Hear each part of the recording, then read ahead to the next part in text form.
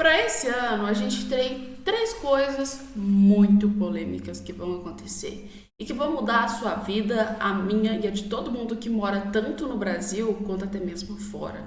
Pois é, vocês sabem do que eu tô falando. Eleições da Venezuela que vão acontecer amanhã e a gente vai ficar sabendo do resultado, se Maduro é democrata ou não, né? E também as eleições para a Prefeitura de São Paulo, que é outra opção que também vai mudar muita, mas muita coisa. E a terceira eu vou deixar com vocês no comentário. Qual é a outra eleição que vai ser polêmica que vocês sabem de qual país eu tô falando? Mas vamos voltar para a parte de São Paulo, né, gente? Olha, a candidatura para São Paulo está sendo muito polêmica por vários fatores. Uma é que a gente tem dois pontos bons na direita, tanto por Ricardo Nunes, apoiado pelo Bolsonaro, e também tanto pelo Pablo Marçal, que está aí indo, só que não apoiado pelo Bolsonaro. E esses dois estão tendo muitos conflitos e muitas divergências por aí, dividirem votos da direita, onde uma galera gosta mais do Pablo Marçal e a outra galera não gosta tanto assim. Você sabe o que aconteceu? O Pablo Marçal já fez falas polêmicas sobre tudo. Mas uma coisa que todo mundo veio a questionar sobre ele agora é como que ele vai fazer para conseguir se manter para o segundo turno nessas eleições. E eu quero que vocês deem uma olhada. Assistam só o vídeo que vocês vão ficar surpreendidos com o que ele disse. Importante que a presidência da República. Como é que você pretende chegar lá? Porque as últimas pesquisas estão te mostrando com 7 a 10% Qual de pesquisa que intenção tá de mostrando voto. isso? O último Datafolha te mostra com 10% de Legal. A intenção de Veritá tá voto. mostrando com 14,6 empatado tecnicamente com o Nunes. Você viu essa da Veritá? Tem várias pesquisas na praça, a gente Aí pode citar um monte aqui. eu posso A minha também. pergunta é sobre Sim. estratégia. Como é que você pretende chegar no segundo turno? Não vai ter segundo turno. Eu não estou pretendendo chegar em segundo turno. Nós temos 8 milhões de eleitores. Eu preciso de 3 milhões de pessoas que querem fazer o Brasil ir para frente. A Prefeitura de São Paulo não é sobre uma cidade, é sobre o futuro do país. Se fosse qualquer outra prefeitura, eu não entraria. Eu quero é mudar a cabeça do povo. Se São Paulo realmente mudar, a gente levar esse povo para o futuro, o Brasil inteiro é obrigado a mudar. Para mim, hoje, entendendo a seriedade da Prefeitura de São Paulo, ela é mais importante que a presidência da República. Vocês viram o que o Pablo Marçal disse sobre a Prefeitura de São Paulo, que de certa forma a gente tem que concordar que a Prefeitura de São Paulo é uma das mais importantes que a gente tem no Brasil, tá? Ou seja, o polo econômico brasileiro, obviamente, precisa estar na mão de alguém que seja sério e seja responsável para ir, então, gerir bem São Paulo, né, gente? Esse polo econômico tão grande que a gente tem aqui no Brasil. Concordei com ele em quase tudo que ele disse, menos um fator, que a Prefeitura de São Paulo é mais importante do que para a Presidência da República. Isso aí a gente não bateu muito bem das ideias, porque eu acho que com certeza a República é muito mais importante do que a Prefeitura de São Paulo. A Prefeitura de São Paulo está em segundo lugar, entenderam? E provavelmente o governo do estado de São Paulo vem em terceiro, na minha visão. Mas põe aí nos comentários o que você acha sobre a fala do Pablo Marçal com a Prefeitura de São Paulo, como um candidato à Prefeitura de São Paulo. Põe aí, você votaria em quem? Pablo Marçal, Boulos ou Ricardo Nunes? Põe nos comentários. E já que a gente citou todo mundo que está sendo candidato agora em São Paulo, vamos citar uma coisa que também aconteceu, né? Como vocês viram, um dos candidatos que se tem para aí o estado de São Paulo é o Boulos. Pois é, galera, vocês sabem, né? Pauta, MST e outras coisas nesses sentidos, né? E o que rolou, né? O Boulos, há um tempo atrás, ele resolveu fazer o quê? Resolveu processar o Pablo Marçal, porque o Pablo Marçal tinha literalmente falado que ele pegava as terras do MST e entregavam para vender para outras pessoas, ou seja, pegava a terra que era tipo assim, tomadas e depois vendia elas, né? E aí deu um processo no Pablo Marçal. Só que dessa vez, o processo que o Boulos fez foi contra outra pessoa. Foi contra outra pessoa e, no caso, o Nunes, Ricardo Nunes, por ter xingado ele então de vagabundo e sem vergonha, tá? E essa publicação foi feita pelo Pablo Marçal, onde ele disse: Kiko, conta tudo para sua mãe, né, gente? Aí a gente viu que também o Pablo Marçal tá indignado com ele por ter aí metido um processo nele. E na lateral aqui, quando a gente olha dos comentários, a gente vê que o Pablo Marçal coloca: com essa geração vai acabar em quarto lugar, Kiko.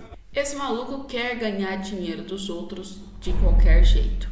Pelo menos o que o Pablo Marçal disse aí. A gente sabe que desde quando o Boulos começou a sua campanha presidencial, sua campanha para o estado de São Paulo, né, no caso para a Prefeitura de São Paulo, ele já chegou metendo processo em todo mundo, né? Assim, começou contra o Pablo Marçal, agora Ricardo Nunes, e já estamos esperando quem vai ser o próximo que vai ser processado aí, no caso, por Boulos, né, gente?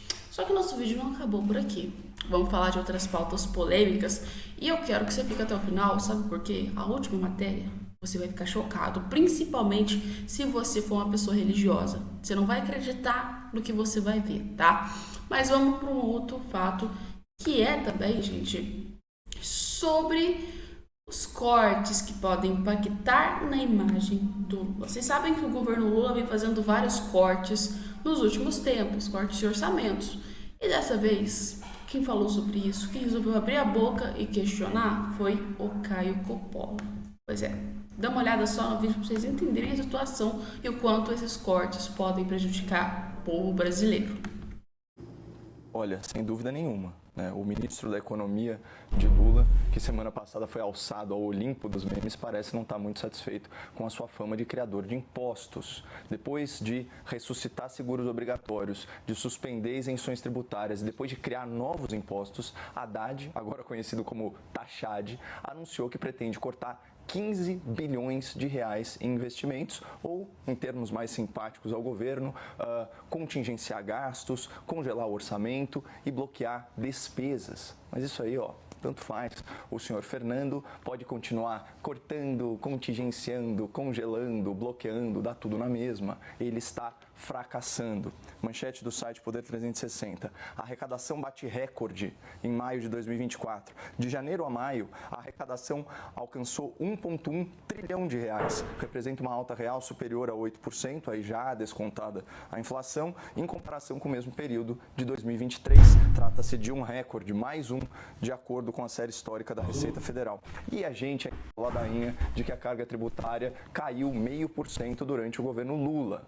Só se for durante o primeiro ano do governo Lula, por causa das isenções de impostos federais e da redução de ICMS e dos incentivos estaduais aprovados no último ano do governo Bolsonaro. Agora, para 2024, nós temos aqui uma breve listinha. Retomada da tributação federal sobre combustíveis, imposto de exportação para o petróleo, aumento de IPI sobre as armas de fogo, fim da isenção para compras online até $50, isso é aquela famigerada taxa das blusinhas, tributação das bets, as apostas esportivas, a volta do seguro obrigatório, o DPVAT, foi ressuscitado, mudança nas regras de juros sobre capital próprio, tributação das offshores, tributação de fundos fechados, tributação federal sobre isenções estaduais, uma tese super polêmica, e, quem sabe, a reoneração do Congresso. Isso para ficar aí, numas 10 medidas voltadas ao aumento de arrecadação, que, como a gente viu, atingiu a sua máxima histórica nos primeiros 5 meses desse ano. Ou seja, falar que houve um alívio da carga tributária por causa das políticas econômicas do Lula, seu Haddad, isso é atirar com a pólvora alheia, para evitar uma expressão muito mais grosseira e pegando carona aí também nas munições que tiveram mais tributos. Bom, e o tal do apelido Taxad, como nós vimos, ele não é fruto de uma narrativa, mas de uma realidade. O ministro é mesmo um bicho taxão e está tributando como nunca antes na história desse país. E mesmo assim, o governo Lula conseguiu a proeza de registrar déficit recorde no ano passado e tem tudo para fechar esse ano no vermelho, como nós vimos no enunciado, 28 bilhões. Ou seja, ele está descumprindo cada vírgula do seu próprio arcabouço fiscal. Isso posto, os memes que melhor traduzem a atuação do ministro Taxad são rombo programado para taxar e Rombocop, o taxador sem futuro, ou pelo menos sem muito futuro político. É tanto rombo fiscal que não há taxa que baste. E por isso, Basília, a gente está adentrando o universo dos cortes, e cortes em áreas muito importantes. Confesso que era muito mais divertido quando a pauta eram só os memes. E assim, concordo plenamente com o Caio Coppola, porque é uma coisa que a gente tem hoje no Brasil, é muitos cortes e aproveitamento nenhum para os setores que precisam, né? Principalmente depois que o Haddad começou a ser ministro da Economia, essas coisas ficaram mais escancaradas ainda. Se a gente pegar, o governo Lula vai terminar o seu mandato aí, com certeza, com uma grande dívida, e além disso também vai piorar a situação. Pois é, na época do Paulo Guedes a gente não tinha esse tipo de coisa, gente. A economia estava sempre estável, legal, beleza, né? Mas também comparar um economista com um cara que não é formado na área para ministro da Economia, vocês não acham que é meio brabo isso? Pois é. Mas assim, Caio Coppola sempre traz verdades e cada vídeo que a gente escuta dele é um melhor do que o outro, né? E a gente também vai falar sobre outra coisa que foi polêmica, tá, gente? Primeira coisa, Bolsonaro, né? Bolsonaro deveria ter acesso à delação de Cid? Sim ou não? Põe nos comentários. Você acha que o Bolsonaro deveria ter esse acesso a essa delação de Cid ou não deveria? Agora vamos prestar atenção aqui. Bolsonaro deveria mesmo ter acesso a esta delação de Mauro Cid? Olá, Basília. Olá, doutor Zé Eduardo. Saudações à nossa audiência. Bom, será que o Bolsonaro deveria ter acesso total e irrestrito ao depoimento e às provas que supostamente o incriminam? Será que os pedidos da sua defesa, todos eles indeferidos pelo ministro Alexandre de Moraes, não estão aí fundamentados naquele princípio do contraditório, no princípio da ampla defesa e aí, de uma forma mais abrangente, no princípio do devido processo legal? Bom, segundo o novo normal praticado nos altos tribunais, parece que isso não depende mais da lei, mas sim da sua interpretação atualizada. Vejamos então como os ilustres magistrados do Supremo Tribunal Federal lidaram com um pedido similar recentíssimo, formulado pela defesa de outro ex-presidente e amplamente noticiado pela imprensa. Poder 360, 26 de agosto de 2020. STF concede a Lula amplo acesso à delação de Palocci. Ministros citam direito de defesa. Leio aqui. Ministra Carmen Lúcia argumentou que a Justiça tem o sigilo de delações como regra, mas este não tem caráter absoluto e, evidentemente, tem que ser interpretado. A magistrada disse que a Constituição garante o direito de defesa e, por isso, é necessário que haja amplo acesso a todos os dados. Bom, sobre essa decisão, o site oficial do STF diz o seguinte, aspas, prevaleceu o voto do ministro Gilmar Mendes pelo deferimento do acesso. Ele destacou que a segunda turma, nos termos da súmula vinculante 14, assegura o direito à ampla defesa e do contraditório na investigação criminal. Tem garantido aos delatados acesso aos termos de colaboração. E aí, vamos atrás do que diz a tal súmula 14. É direito do defensor, no interesse do seu representado, ter acesso amplo aos elementos de prova que, já documentados em procedimento investigatório realizado por órgão com competência de polícia judiciária, digam respeito ao exercício de defesa. Bom, vale lembrar, como bem disse a Basília, que o indiciamento do ex-presidente Bolsonaro pela Polícia Federal se deu com base na delação de Mauro Cid. Por isso, a defesa do ex-presidente, pela quarta vez, está solicitando acesso a esse depoimento. Um pedido que me parece bastante razoável e similar ao que pleiteou a defesa do senhor Lula há poucos anos atrás. Então, será que o que valeu para Lula não vale também para Bolsonaro? Seria inimaginável que fosse diferente. Afinal de contas, a estátua na porta do STF está lá de olhos vendados, justamente para não fazer distinção entre pessoas e para aplicar a lei da mesma forma a todos. E aqui a gente tem um agravante, ou pelo menos um ponto sensível em todo esse imbróglio jurídico. A defesa do ex-presidente Bolsonaro solicita, e não sem razão, aspas, registro audiovisual integral de todos os atos da referida colaboração premiada, inclusive das negociações e depoimentos prévios à celebração e homologação do acordo. E por que será isso? Talvez por causa de fatos também amplamente relatados pela imprensa. Portal G1. Após depor sobre áudios vazados, Cid é preso por descumprimento de medidas e obstrução de justiça. Revista Veja divulgou gravações em que o militar relata ter sido pressionado durante depoimentos à Polícia Federal. Ele também faz críticas a Alexandre de Moraes, do STF. Nossa, mas qual seria aí o teor desses áudios? Eu praticamente não vi quase nada sobre eles na grande mídia. Eu pesquisei e separei dois trechos mais leves aqui para o nosso telespectador. Aspas. Eles, isso é o Mauro Cid falando, eles, Polícia Federal e Supremo, estão com uma narrativa pronta. Eles não queriam saber a verdade, eles queriam só que eu confirmasse a narrativa deles. Fecha aspas. Segundo trecho. O Alexandre de Moraes é a lei. Ele prende, ele solta, quando ele quiser, como ele quiser. Com Ministério Público, sem Ministério Público, com acusação, sem acusação. Fecha aspas. Eu sei que assusta um pouco, pessoal, mas vamos lembrar que falar até papagaio fala, né? E, querendo ou não, ele estava só desabafando com um amigo. Só que, para piorar as coisas, coincidentemente, o Mauro Cid, como nós vimos, foi preso logo depois desse vazamento e, segundo matéria aqui do Globo, o Supremo não detalhou quais medidas cautelares foram descumpridas para justificar essa súbita e inesperada prisão preventiva. Mas esse não é o ponto. A real é a seguinte: considerando aí a jurisprudência da Corte, as decisões favoráveis ao Lula em um caso quase idêntico e esses áudios do Mauro Cid sugerindo que houve coação da Polícia Federal e fabricação de provas, talvez fosse melhor interpretar a lei de forma a assegurar ampla defesa ao ex-presidente Bolsonaro. Afinal de contas, o objetivo de todo mundo é apurar a verdade. Ou será que eu sou muito ingênuo? Vocês viram? Quando é a galera da direita, as medidas são totalmente diferentes. E quando é a galera da esquerda, a história é outra. E isso aí não é só nesse caso, tá, gente? É em vários outros casos que a gente também viu que foram comparados entre a esquerda e a direita. E, na verdade, todo mundo viu que estava bem claro na nossa cara. Ou seja, não é tão justo assim. Tá, gente? E vamos falar de outra coisa. Se tem uma coisa que está acontecendo muito nesses últimos dias, com certeza são as eleições na Venezuela, tá? E acredite ou não, tá chegando aí. Domingo agora a gente vai ter essas eleições, né? E a CNN explica claramente o que aconteceu. No noticiário a gente começa falando da eleição na Venezuela, que entra na reta final. No domingo, a população vai às urnas para escolher o novo presidente.